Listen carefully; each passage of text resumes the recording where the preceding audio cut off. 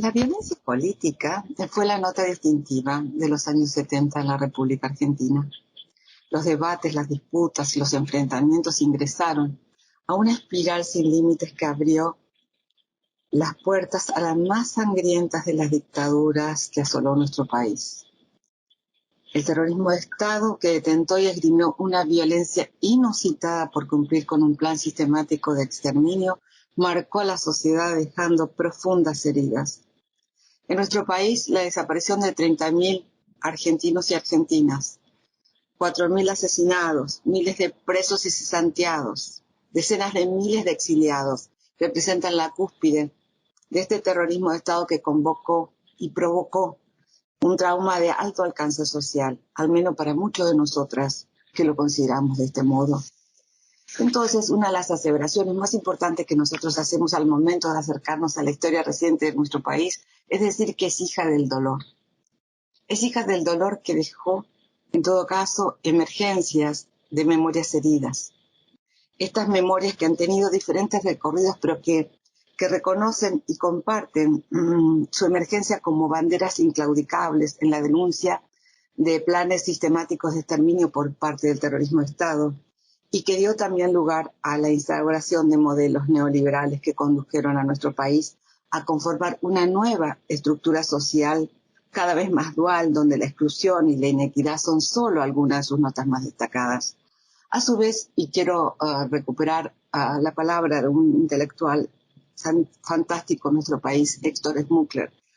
que con lucidez nos dijo que la última dictadura en nuestro país se debe distinguir de los regímenes autoritarios anteriores que se enseñorearon en Argentina por su distintivo aspecto criminal,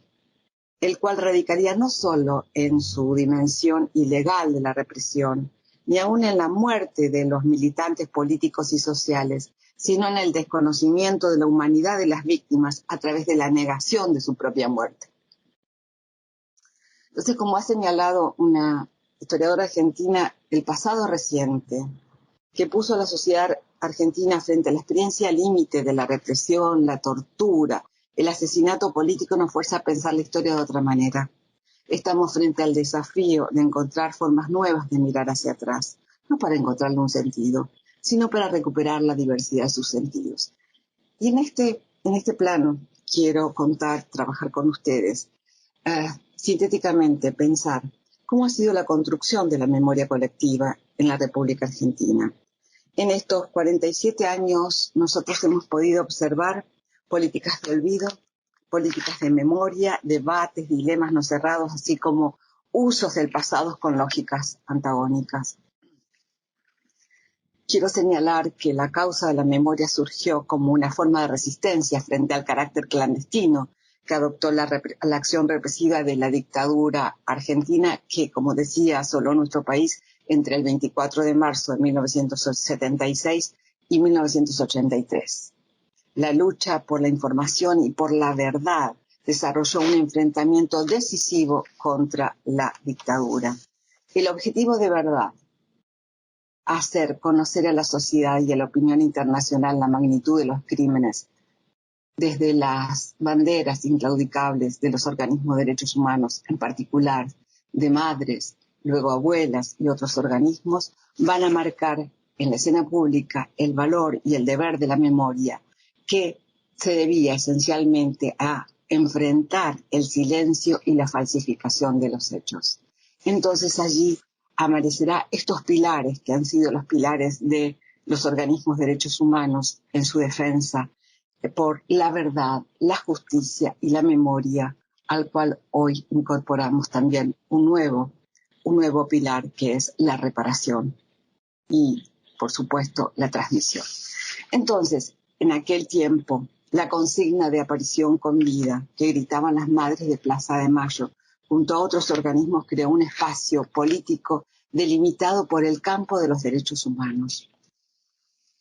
Es cierto que en ese tiempo hubo otro acontecimiento, un acontecimiento central en nuestro país, que fue la Guerra de Malvinas, que fue el intento de un parteaguas en la sociedad, ya que esto limitó el poder de los militares en nuestro país, la derrota significó el fin, en todo caso, de la dictadura y el inicio de un nuevo ciclo. Pero estos actores, los genocidas, no quisieron retirarse del país simplemente sin intentar acercarse a establecer una ley de olvido, establecer un periodo de olvido que no fue posible por la movilización popular. Es cierto que ellos intentaron, en este caso, y se dictó una ley de pacificación nacional que prontamente, con el gobierno democrático, fue derogada, pero marcaba el intento de tratar de borrar ese pasado o silenciar o dejar lo que quedara atrás. Cierto que la democracia llega a nuestro país de la mano de un presidente que fue Raúl Alfonsín, con la reconstrucción de la democracia en el 83, con donde las responsabilidades de la memoria y las demandas de justicia se encontraban y se entrelazaban con la reconstrucción del Estado y el nuevo pacto con la sociedad argentina. Y en ese pacto con la sociedad argentina y en esta búsqueda de verdad aparece la primera Comisión Nacional sobre Desaparición de Personas en nuestro país, la primera Comisión de la Verdad,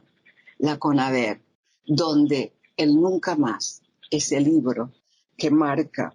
este momento de verdad social en nuestro país, crea el clima cultural sobre el cual se irá construyendo esta idea de un principio rector, recordar para no repetir como consigna social.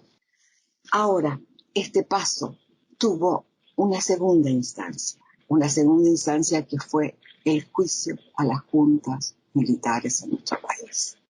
Esto que ocurrió en 1985, es decir, la democracia comenzó en el 83, la Comisión por la Verdad se conformó en fines de 1983, solamente a 15 días de haber asumido la presidencia el presidente Alfonsín, y un nuevo hito, el juicio a las juntas. Era el momento de demandar justicia en nuestro país. Y hubo otro elemento central que formó parte de estos elementos que constituyen la escena nacional, de esta memoria colectiva que está marcada a fuego, que hay una frase del fiscal Trasera que dice: señores jueces, nunca más. Claro que esta idea de llegar a la verdad y la justicia no fue un camino lineal, al contrario, hemos tenido distintos derroteros que fueron marcando intentos de frenar estos paradigmas, estos principios en los cuales se reconstruía la sociedad a partir de dos leyes que se dictaron en nuestro país en la década de los 80, que fue la ley de punto final y de obediencia debida,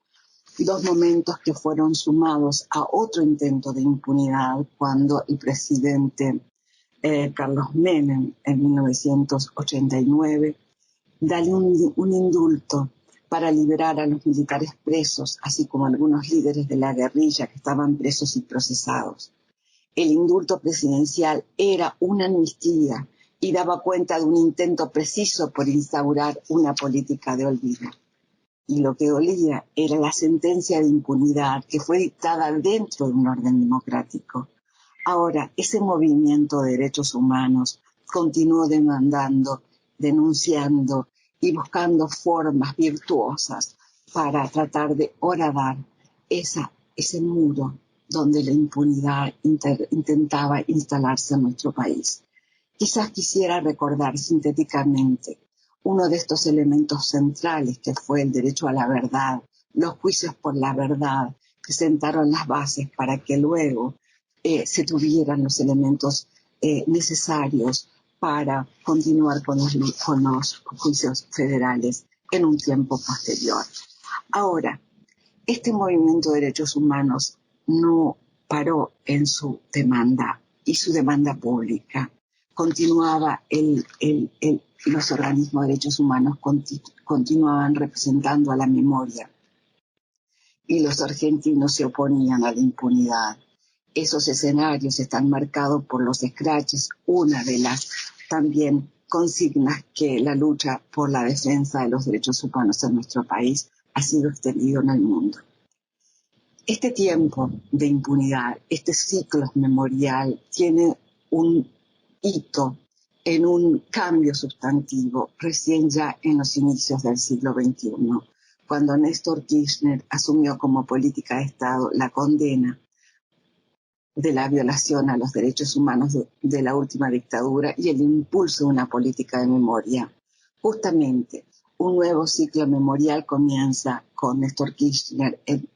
2003 y se continúa hasta 2015 en Argentina. Ese presidente señala: pedimos justicia con memoria y la defensa irrestricta de los derechos humanos. Se reconoce ese tiempo histórico donde desde un acto sustantivo que fue realizado en la Escuela de Mecánica de Armada de la Argentina, el mayor centro clandestino de detención en nuestro país, justamente el 24 de marzo de 2004, en un acto que se realiza allá. Fue un acto que estuvo cargado de un enorme peso simbólico emotivo, por supuesto, no menos de controversiales repercusiones, pero justamente en ese acto comienza un nuevo tiempo de el diseño de una política de Estado de memoria. Cuando el presidente señaló en aquel acto que vengo a pedir perdón de parte del Estado Nacional por la vergüenza de haber callado durante 20 años de democracia por tantas atrocidades. Hablemos claro, no es rencor ni odio lo que nos guía, me guía la justicia y la lucha contra la impunidad. Los que hicieron este hecho tenebroso y macabro de tantos campos de concentración, como fue la ESMA, tiene un solo nombre: son asesinos repudiados por el pueblo argentino. Es cierto que concomitantemente con las políticas de memoria hay un camino que no se ha detenido, que han sido los caminos de la justicia. El tratamiento del pasado dictatorial, pasamos por distintos intentos, pero donde los juicios por la verdad y luego los juicios ligados a la apropiación de niños abren un escenario donde el Parlamento argentino en 2003 anuló aquellas leyes de punto final y de obediencia debida, anulando todas las normas de perdón, permitiendo que la fuerza de la justicia pudiera derribar los muros de impunidad. En junio de 2005, la nueva Corte Suprema de Justicia declaró la inconstitucionalidad de esas leyes y comenzó un largo y virtuoso camino donde la justicia articula la relación del presente con el pasado, con el terror y con el horror. Hubieron juicios simbólicos que marcaron este camino, en particular en 2006, cuando el ex director general de investigaciones de la policía de la provincia de Buenos Aires, Miguel de Chicolá, fue juzgado por el Tribunal Oral en lo Criminal Federal 1 en la Ciudad de La Plata y fue condenado por genocidio a reclusión perpetua e inhabilitación absoluta. Quizás otro de estos juicios simbólicos que marcaron este camino es el que aconteció en 2007, cuando se conoció la sentencia del juicio llevado al sacerdote católico Cristian Federico Monbernis, quien se desempeñó como capellán de la Policía de Buenos Aires entre marzo del 77 y abril del 85, que impuso la pena de reclusión perpetua por delitos de lesa humanidad cometido en el marco de genocidio. En fin, estos juicios en Argentina han continuado y quizás pudiera señalar que en 2023 han sido 1.181 personas condenadas por crímenes de lesa humanidad. Es cierto que en la actualidad están abiertos 14 juicios orales que quizás no tienen la celeridad que hubiésemos deseado, pero fundamentalmente lo que queda aquí puesto en escena es este ejercicio de los pilares en los cuales se constituyen los pilares memoriales en nuestro país. Es decir, verdad, justicia, memoria, reparación y transmisión. En este sentido, y por el escaso tiempo, decía, en Argentina podemos señalar ciclos memoriales donde el Estado y los distintos actores diseñan políticas de memoria. Y esas políticas de memoria son, en todo caso, las que nos marcan cómo Argentina tramita ese pasado que no pasa, ese pasado de dolor y que se niega a pasar porque aún reina espacios de impunidad, pero fundamentalmente intentos de olvido. Lo que vemos en la escena pública es permanentemente esta disputa entre los pilares de verdad y justicia y los intentos de olvido, silenciamientos y borramientos para construir una sociedad con lógicas diferenciadas. Entonces, a los ciclos memoriales aparecieron también ciclos de olvidos y en particular estos ciclos de olvido en nuestro país son recientes. Y lo que advertimos es que se ha hecho muchísimo en nuestro país por construir una sociedad democrática desde el paradigma de la defensa irrestricta de los derechos humanos. El acecho de otras memorias, de otras prácticas están presentes. Solamente quisiera terminar dejando una invitación donde distintos intelectuales nos han propuesto pensar la memoria para qué. La memoria para qué, quizás una nota en la cual este cuadrito podría decirnos dónde están las preguntas y los interrogantes en los cuales nos movemos. Hay un autor central o la producción intelectual siempre ha señalado que la memoria es una medalla que tiene en una de sus caras la memoria y en otros de sus caras el olvido. Pero creo que aquí nos quedaríamos sin preguntarnos por otras posibilidades para interpretar el sentido de la memoria. Quizás Yerushalmi ha sido el autor que nos ha planteado el camino que Argentina ha tomado y que,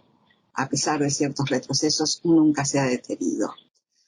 Que ha sido que el otro lado de la cara de la memoria sea la justicia. La única manera de construir este presente y futuro es si la memoria tiene como contracara el tema de la justicia. Quizás hay otras experiencias que nos dicen, señores, señoras, para que este pasado pase, para que este pasado, yo tengo que pensar que esta medalla tiene que tener como contracara el futuro. Entonces dejar que esta cara de la memoria tenga, en todo caso, para seguir avanzando en el futuro, solamente dejar que este pasado pase. Y hay otros autores que también invitan a que si podemos mirar esta medalla con esta mirada en que una es memoria y la otra es la paz, lo que deberemos hacer en todo caso es propender a hacer elogios de olvidos en tiempos de memoria, porque reconocen estos autores, estoy pensando en David Riffe, por ejemplo, que no reconoce a nivel global ninguna experiencia que los trabajos de la memoria hayan conducido a la paz. Entonces, nosotros, desde la República Argentina, quiero señalar que hemos sostenido que nuestros pilares memoriales se basan en conocer, reconocer, reparar y transmitir, justamente en la idea en que este pasado puede pasar solamente si este pasado se tramita en el plano de la verdad, la memoria y la justicia.